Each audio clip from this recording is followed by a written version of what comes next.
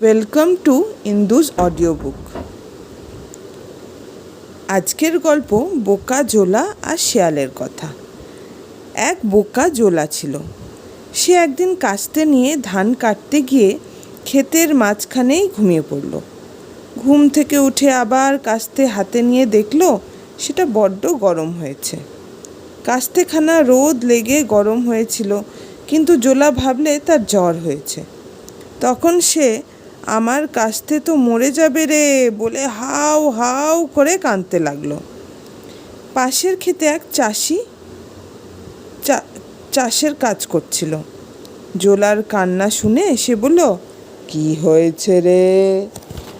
জোলা বললে, আমার কাস্তের জ্বর হয়েছে। তা শুনে চাষি হাসতে হাসতে বলে, ওকে জলে ডুবিয়ে রাখ, জ্বর সেরে যাবে। জলে ডুবিয়ে কাস্তে ঠান্ডা হলো। জোলাও খুব খুশি হলো। তারপর একদিন জোলার মায়ের জ্বর হয়েছে।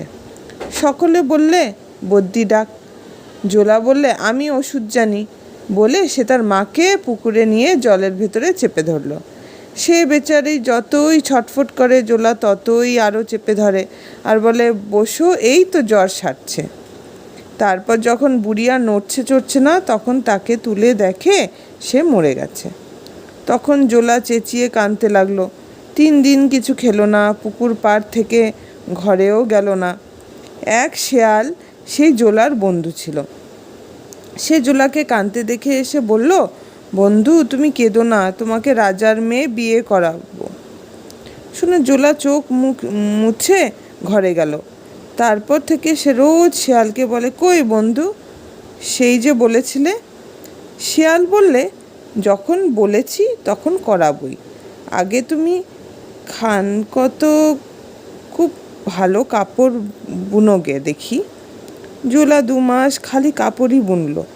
তারপর শেয়াল তাকে খুব করে সাবান মেখে স্নান করতে বলে রাজার কাছে মেয়ে চাইতে বেরুলো।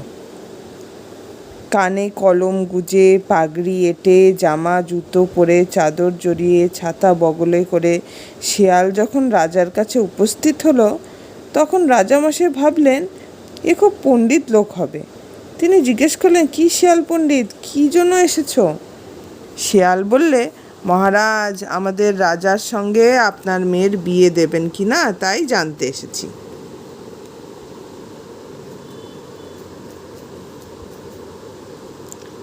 এটা পার্ট 1।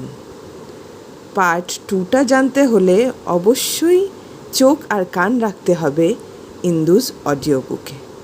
সত্যি কি রাজা নিজের মেয়ের সাথে জোলার বিয়ে দেবে? জানার জন্য অবশ্যই এই চ্যানেলটা, ইন্দুস অডিও বুক চ্যানেলটা অবশ্যই সাবস্ক্রাইব করে দেবেন।